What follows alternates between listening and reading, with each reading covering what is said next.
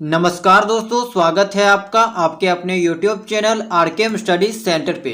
तो दोस्तों, ये हमारा झारखंड बीएड एंट्रेंस एग्जाम के लिए टीचिंग एप्टीट्यूड का 25th क्लास है, ठीक है। और आज के इस क्लास में हम बात करने वाले हैं शिक्षण विधियां यानी कि टीचिंग मेथड्स के बारे में। ये आपके एग्जाम के पॉइंट ऑफ व्यू से इम्पोर्टेंट टॉपिक है, क्योंकि पिछले साल जो है वो यहाँ से 2 प्रश्न आए हुए थे। तो सबसे पहले हम जानते हैं कि पिछले साल कौन कौन से प्रश्न यहाँ से पूछे गए थे। उसके बाद हम इस चैप्टर को जो है वो कंटिन्यू करेंगे, ठीक है, ताकि यहाँ से अगर कोई प्रश्न पूछा जाए तो आप जो है वो एग्जाम में उसे टिक करके आओ। देखिए, क्वेश्चन नंबर 32 पूछा गया था। ये आपका 2022 में जो एंट्रेंस एग्जाम हुआ था वहाँ का प्रश्न है, ठीक है। तो एक प्रश्न यहाँ से ये पूछा गया था कि विद्यार्थी जो है वो डैश में अपने आप हल ढूंढते हैं। तो अंतर क्रिया विधि, डिस्कवरी विधि, दोनों कोई नहीं। तो यहाँ पे आपका जो है वो डिस्कवरी विधि करेक्ट हो जाएगा, ठीक है। डिस्कवरी विधि जो है वो यहाँ पे करेक्ट हो जाएगा। उसी तरह दूसरा जो प्रश्न पूछा गया था वो था आपका कि अधिक संख्या वाली कक्षा को पढ़ाने वाले शिक्षक के लिए कौन सी तकनीक सबसे अच्छी है। वाद विवाद, चर्चा, व्यवहारिक, व्याख्यान के साथ समूह कार्य, व्याख्यान और कक्षा नोट्स, स्वाध्याय और प्रश्न पूछना। तो यहाँ पे ऑप्शन नंबर सी जो है वो यहाँ पे करेक्ट हो जाएगा, ठीक है। तो यही 2 प्रश्न आपका टीचिंग मेथड यानी कि शिक्षण विधियां से पूछे गई थी।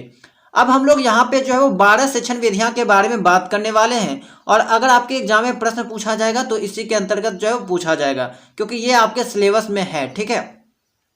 तो पहली जो विधि है वो है आपका व्याख्यान विधि, यानी कि इसको इंग्लिश में लेक्चर मेथड कहा जाता है।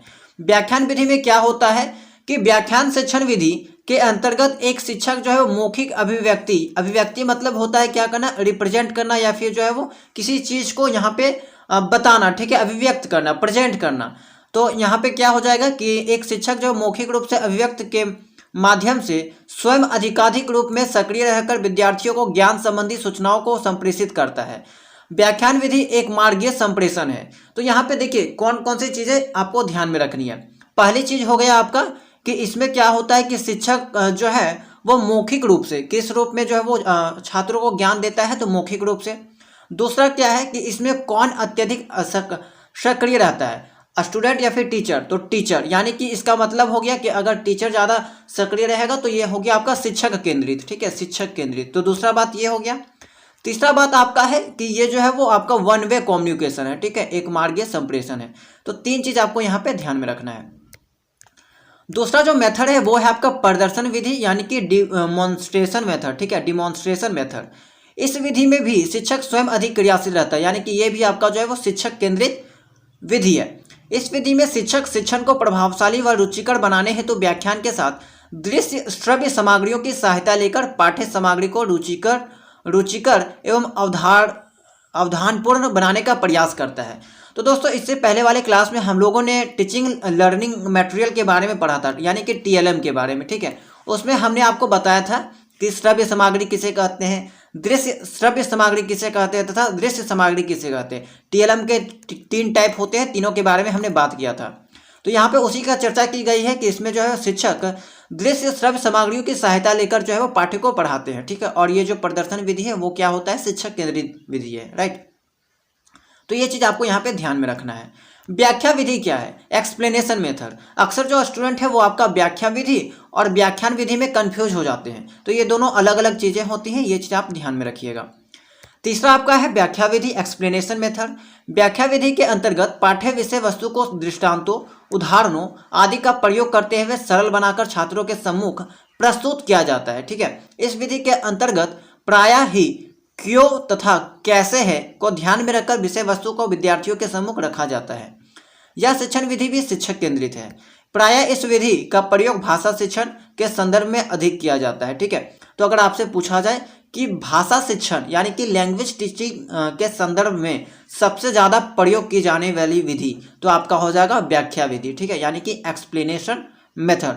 और इस विधि में आपका जो है प्रायः जो टॉपिक होता है उसके क्यों तथा कैसे पे ज़्यादातर जो है फोकस किया जाता है, ध्यान दिया जाता है, राइट।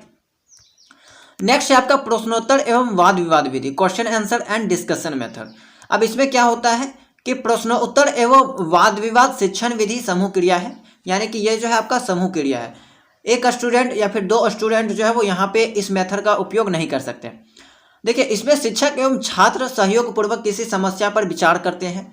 शिक्षक प्रश्नों द्वारा किसी समस्या पर विचार करने के लिए छात्रों को प्रेरित करता है एवं उनका मार्गदर्शन करता है। इस प्रकार वह अपने पाठ का विकास छात्रों के उत्तरों तथा अनुक्रियाओं के द्वारा करता है। यह शिक्षण विधि सक्रिय मौखिक युक्ति है। शिक्षक तथा छात्रों को समान रूप में अंतःक्रिया करने के अवसर प्रदान करता है। इस शिक्षण विधि में द्विमार्गीय को अपनाया जाता है। तो यहाँ पे आपका 2 वे कम्युनिकेशन होता है, ठीक है।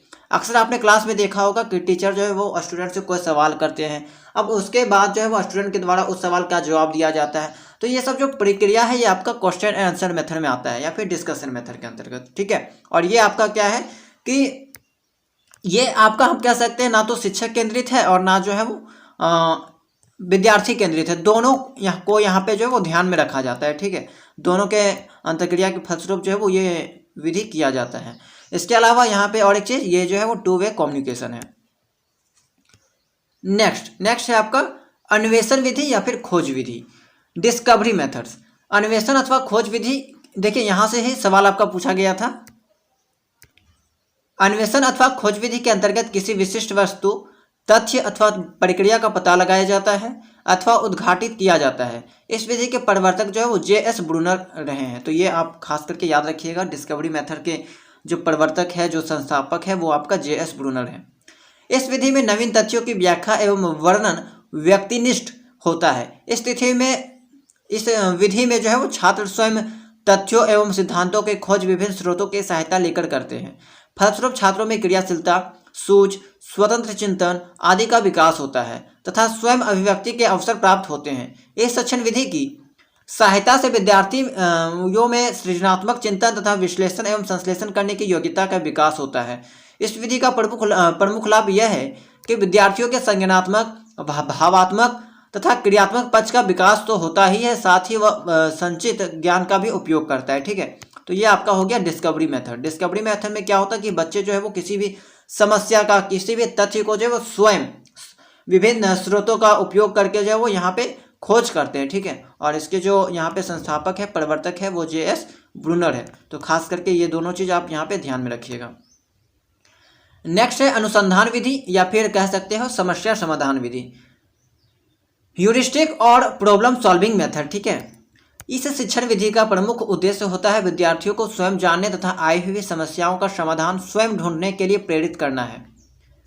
इस विधि के प्रमुख प्रतिपादक है आर्मस्ट्रॉन्ग। इस विधि में शिक्षक की सक्रिय भागीदारी कम होती है, ठीक। तो यहाँ पे जो है वो कह सकते हैं कि शिक्षक का जो भागीदारी है वो आपका कम होता है, किंतु छात्रों की भागीदारी अधिक रहती है। यानी कि ये जो है आपका कह सकते हैं कि विद्यार्थी केंद्रित या फिर छात्र केंद्रित ये विधि है, ठीक है। शिक्षक की भूमिका प्रायः ही गौण होती है। शिक्षक एक मार्गदर्शक के रूप में अथवा ज्ञान प्रबंधक के रूप में कार्य करता है। शिक्षक सर्वप्रथम छात्रों के सम्मुख एक समस्या रखता है। छात्र समस्या के विभिन्न पहलुओं का विश्लेषण करते हुए समस्या का समाधान प्राप्त करता है, ठीक है। तो ये आपका अनुसंधान विधि हो गया। प्रयोजना विधि, प्रोजेक्ट मेथड क्या है? तो परियोजना शिक्षण विधि में पूर्ण संलग्नता के साथ सामाजिक वातावरण में रहकर स्वयं लक्ष्य की प्राप्ति की जाती है। इस विधि में भी छात्र स्वयं क्रियाशील होकर ज्ञान को ग्रहण करता है। तो ये भी जो है आपका विद्यार्थी केंद्रित या फिर हम कह सकते हैं छात्र केंद्रित विधि है। इस विधि में भी छात्र जो स्वयं क्रियाशील होकर ज्ञान को ग्रहण करता है, नियमों एवं सिद्धांतों की पुष्टि करता है। शिक्षक की भूमिका इसमें भी गौण होती है, यानी कि बहुत कम होती है, तथा वह एक मार्गदर्शक अथवा सहायता करने वाला यानी कि हेल्पर के रूप में कार्य करता है। इस विधि के जन्मदाता जो है वो किलपैट्रिक है। इस विधि में भी एक शिक्षक छात्रों के सम्मुख समस्या प्रस्तुत करता है। छात्र सर्वेक्षण, निरीक्षण तथा भौतिक साधनों का प्रयोग कर समस्या के हल के संदर्भ में हल प्रस्तुत करता है अथवा रिपोर्ट जो है वो प्रस्तुत करता है। शिक्षक में प्रायः ही 2 प्रकार के प्रोजेक्ट प्रयोग में लाए जाते हैं। व्यक्तिगत प्रोजेक्ट प्रत्येक बालक के लिए पृथक पृथक होते हैं, जबकि सामूहिक प्रोजेक्ट समूह में दिए जाते हैं। इस शिक्षण विधि का प्रयोग करने से विद्यार्थियों में निरीक्षण, विश्लेषण एवं संश्लेषण करने की योग्यता का विकास होता है, साथ ही उनमें आत्मविश्वास भी उत्पन्न किया जाता है, ठीक है। तो प्रोजेक्ट मेथड में ही आपका जो है वो यहाँ पे व्यक्तिगत प्रोजेक्ट यानी कि इंडिविजुअल प्रोजेक्ट या फिर सामूहिक प्रोजेक्ट यहाँ पे जो है वो इंक्लूड किया गया है। इसके अलावा यहाँ पे इनके जो जन्मदाता है वो किलपैट्रिक है, ठीक है। अक्सर आपने देखा होगा कि स्कूल के दौरान या फिर कॉलेज के दौरान आपको प्रोजेक्ट दिया जाता है, ठीक है। या तो ग्रुप वाइज प्रोजेक्ट हो गया या फिर उसको आपको इंडिविजुअल प्रोजेक्ट हो गया, तो ये सब आपका जो है प्रोजना विधि यानी कि प्रोजेक्ट मेथड के अंतर्गत आती है। नेक्स्ट है आपका समीक्षा विधि यानी कि रिव्यू मेथड। ठीक है, किसी विषय पर पुनर्विचार तथा विश्लेषण करने की प्रक्रिया ही समीक्षा है। समीक्षा विधि में प्रस्तुत विषय वस्तु के गुण दोषों का विवेचन किया जाता है। इस विधि में अध्यापक की भूमिका अधिक रहती है तथा वह अपने अनुभवों को पृष्ठपोषण यानी कि फीडबैक के रूप में प्रस्तुत करता है। ठीक है, इस विधि का प्रयोग साहित्य विषयों के शिक्षण के संदर्भ में अधिक किया जाता है। तो यहाँ पे देखिए किस विधि में फीडबैक का जो है वो अत्यधिक यूज किया जाता है, प्रस्तुत किया जाता है, तो ये आपका समीक्षा विधि यानी कि रिव्यू मेथड के अंतर्गत आएगा। ठीक है, और इसी विधि में जो है वो किसी भी विषय के गुण दोषों के बारे में बात किया जाता है। चलिए नेक्स्ट है आपका दत्तकारी विधि यानी कि असाइनमेंट मेथड। ठीक है, असाइनमेंट आपको मिलता होगा अक्सर स्कूल में या फिर कॉलेज में। तो देखिए इस विधि के तहत अधिगम व्यवहारों को यानी कि जो सीखने का जो व्यवहार है अधिक अस्थायी बनाने के संदर्भ में प्रयोग किया जाता है। इस प्रकार के शिक्षण का उद्देश्य होता है कि विद्यार्थियों को पृष्ठपोषण यानी कि तथा पुनर्बलन, ठीक है, पुनर्बलन, फीडबैक एवं रीइंफोर्समेंट प्रदान करना। दत्तकारी छोटे, लंबे, विशिष्ट, सामान्य, कठिन, सरल अथवा भिन्न होते हैं। इस विधि का प्रमुख उद्देश्य होता है कि विद्यार्थियों को सक्रिय एवं अनुशासन बनाए रखना। ठीक है, तो ये आपका असाइनमेंट मेथड का काम होता है। चलिए और कौन सा विधि है आपका है मस्तिष्क विप्लव विधि। ठीक है, इस विधि का मुख्य उद्देश्य है विद्यार्थियों में चिंतन प्रक्रिया को विकसित करना तथा स्वयं निर्णय लेने के लिए सक्षम बनाना। इस विधि में विद्यार्थी के सम्मुख समस्या प्रस्तुत की जाती है। सभी विद्यार्थी चिंतन करते हैं, परस्पर विचार विमर्श करते हैं तथा अपनी अपनी प्रतिक्रियाओं को श्यामपट्ट पर अंकित करते हैं, उनका वर्गीकरण करता है। अंततः एक ऐसा बिंदु आ जाता है जब समस्या का हल प्राप्त हो जाता है। यह विधि विद्यार्थियों के संज्ञानात्मक विकास के संदर्भ में अत्यंत ही महत्वपूर्ण विधि है। इस विधि की सहायता से विद्यार्थियों में मौलिक चिंतन करने की क्षमता का विकास होता है तथा सामूहिक चिंतन को मान्यता प्राप्त होती है। ठीक है, तो यहाँ पे पूछा जा सकता है कि कौन सी विधि में जो है वो विद्यार्थी श्यामपट्ट पर अंकित करता है, अपनी जो प्रतिक्रियाएं होती है वो श्यामपट्ट पर अंकित करता है। तो ये आपका हो गया ब्रेन स्टॉर्म मेथड यानी कि मस्तिष्क विप्लव विधि। इसके अलावा भी बहुत सारी चीज़ें यहाँ पे बात की गई है, वो चीज़ें आप ध्यान में रखिएगा। ठीक है, नेक्स्ट देखते हैं भूमिका निर्वाह विधि, रोल प्लेइंग मेथड क्या है। रोल प्लेइंग मेथड यानी कि इस शिक्षा विधि में अभिनय के माध्यम से शिक्षण कार्य किया जाता है। अभिनय यानी कि कह सकते हैं ड्रामा, ठीक है, अभिनय या फिर एक्टिंग। ठीक है, इस विधि में छात्रों को विभिन्न पात्रों की भूमिकाएं प्रदान की जाती है। देखिए ये भी आपका इंपॉर्टेंट है, पूछा जा सकता है कि किस विधि में जो है वो किसी भी टॉपिक को कह सकते हैं या फिर शिक्षण कार्य को जो है वो अभिनय के माध्यम से किया जाता है, जिसमें छात्रों को विभिन्न पात्रों की भूमिकाएं प्रदान की जाती है। तो आपका है रोल प्लेइंग मेथड यानी कि भूमिका निर्वाह विधि। ठीक है, उसके बाद है यहाँ पे विद्यार्थी वार्तालाप तथा संवादों के माध्यम से ज्ञान ग्रहण करते हैं एवं स्वयं की अभिव्यक्ति प्रकट करते हैं। इस विधि का प्रयोग ही प्रायः ही इतिहास, भाषा शिक्षण, साहित्य, नाटक आदि विषयों के अध्यापन के संदर्भ में प्रयुक्त किया जाता है। भूमिका निर्वाह विधि से अभिव्यक्ति का विकास, मनोरंजन, संवेगों की रचना एवं उन पर नियंत्रण एवं शारीरिक अंगों के संचालन द्वारा भाव व्यक्ति का विकास होता है। ठीक है, अब है आपका स्व अध्याय विधि, इंडिपेंडेंट स्टडी मेथड। ठीक है, इंडिपेंडेंट स्टडी मेथड। तो यह विधि व्यक्तिक अनुदेशन, इंडिविजुअल इंस्ट्रक्शन की ही एक विधि है। ठीक है, इस विधि में शिक्षक की भूमिका अध्ययन सामग्री को विद्यार्थियों में वितरित कर दिया जाता है। विद्यार्थी अपनी सुविधानुसार स्वतंत्र रहकर अध्ययन करते हैं। विषय पर अथवा अध्ययन सामग्री विद्यार्थियों को अध्ययनार्थ प्रदान की जाती है।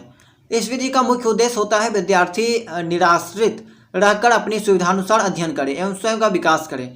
प्रायः ही इस विधि का प्रयोग अभिक्रमित अनुदेशन, कलर प्लान, कंप्यूटर सहायक अनुदेशन, दूरस्थ शिक्षा के परिसंदर्भों में किया जाता है। ठीक है, तो ये नाम आप याद रख लीजिएगा, ये सब कि किस विधि का प्रयोग जो दूरस्थ शिक्षा के परिसंदर्भों में किया जाता है, कंप्यूटर सहायक अनुदेशन के रूप में किया जाता है। तो ये आपका हो जाएगा यहाँ पे स्व अध्याय विधि यानी कि इंडिपेंडेंट स्टडी मेथड। ठीक है, तो दोस्तों यहाँ पे आपका हो गया 12 टीचिंग मेथड। यहाँ पे कुल हम लोगों ने 12 यानी कि 12 जो है वो शिक्षण विधियाँ के बारे में बात किया है। आपके एग्जाम के पॉइंट ऑफ व्यू से इंपॉर्टेंट टॉपिक है। 12 जो पॉइंट हमने आपको बताया, 12 टीचिंग मेथड, 12 को आप जब एक बार अपने से पढ़ लीजिएगा। इसका PDF जो है वो हम आपको टेलीग्राम चैनल में प्रोवाइड करा देंगे, वहाँ से आप इसे डाउनलोड कर सकते हो और एक बार जो है वो अच्छे से पढ़ लीजिएगा, क्योंकि यहाँ से क्वेश्चन पूछा गया था। हो सकता है इस बार भी प्रश्न पूछा जाएगा, ठीक है, तो एक बार पढ़ के ही जाइएगा। तो चलिए, आई होप कि आपको क्लास पसंद आया होगा, तो वीडियो को लाइक कर दीजिएगा और अगर आप इस चैनल में नए होंगे तो चैनल को सब्सक्राइब कर लीजिएगा। टेलीग्राम चैनल से नहीं जुड़े होंगे तो जुड़ जाइएगा, उसका लिंक आपको डिस्क्रिप्शन बॉक्स में मिल जाएगा, ठीक है। तो मिलते हैं हम लोग नेक्स्ट क्लास में किसी नए टॉपिक के साथ।